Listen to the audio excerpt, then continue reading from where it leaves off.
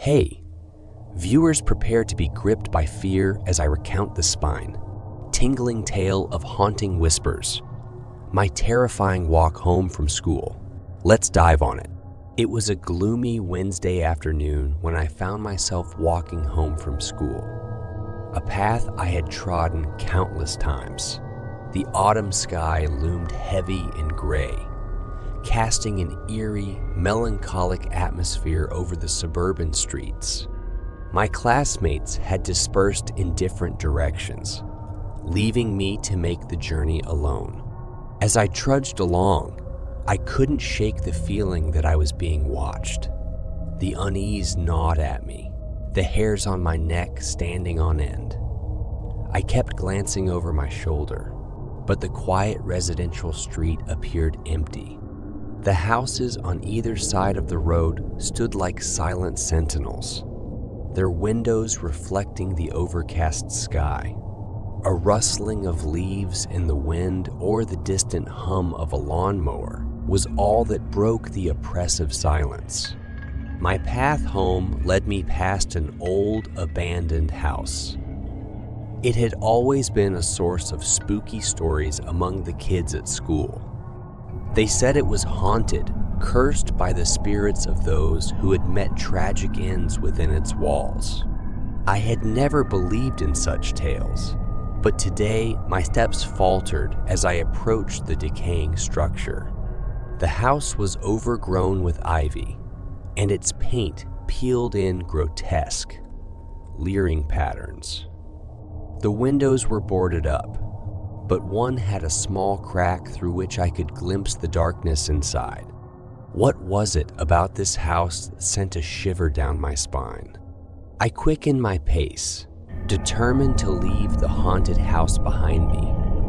But as I passed, I heard a soft, plaintive whisper.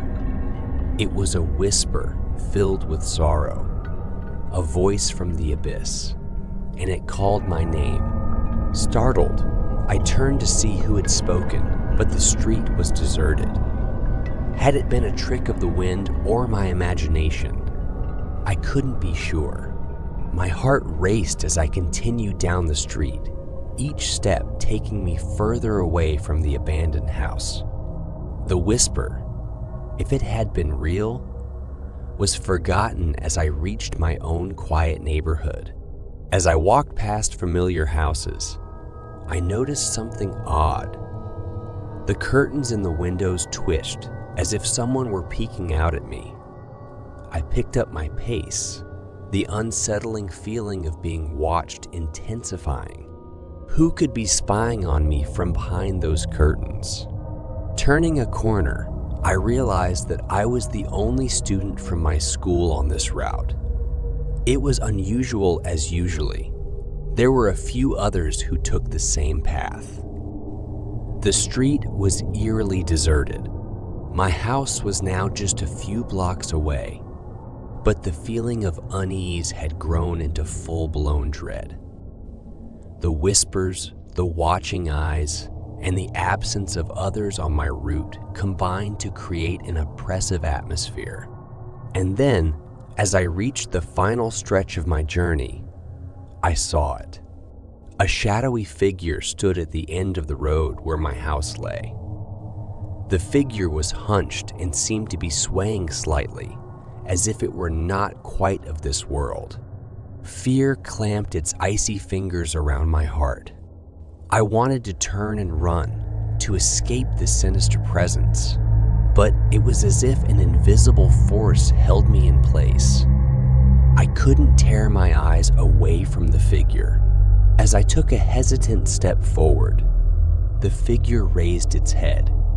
Its face was obscured by shadows, but I could feel its gaze on me. It beckoned, its movements jerky and unnatural. "Come," it whispered, the sound carrying through the stillness of the street. "Come closer." Terror seized me, but I couldn't resist. My feet moved of their own accord, taking me closer to the shadowy figure. Each step felt like an eternity, and with every inch I closed, the dread in the pit of my stomach deepened. And then, just as I was within arm's reach of the figure, it vanished. The street was empty, the once menacing presence now gone. I sprinted the remaining distance to my house, my heart pounding in my chest. The moment I stepped through the front door, I locked it and closed the curtains. I couldn't explain what I had seen, what had called me, but I knew I never wanted to encounter it again. As night fell, I lay in bed, trying to forget the horrors of the long walk home. The memory of that shadowy figure, the whispers, and the watching eyes haunted my thoughts. What had I encountered on that eerie Wednesday afternoon, and would it ever return to claim me? In the darkness of my room, I couldn't help but wonder if I had narrowly escaped a sinister fate, or if one day I would once again find myself walking alone from school, with the specter of dread lurking around every corner. Put its texts without gaps. For these more spooky and horror listening, please support my YouTube channel for future content. Be with me till coming video subscribe. Love you all.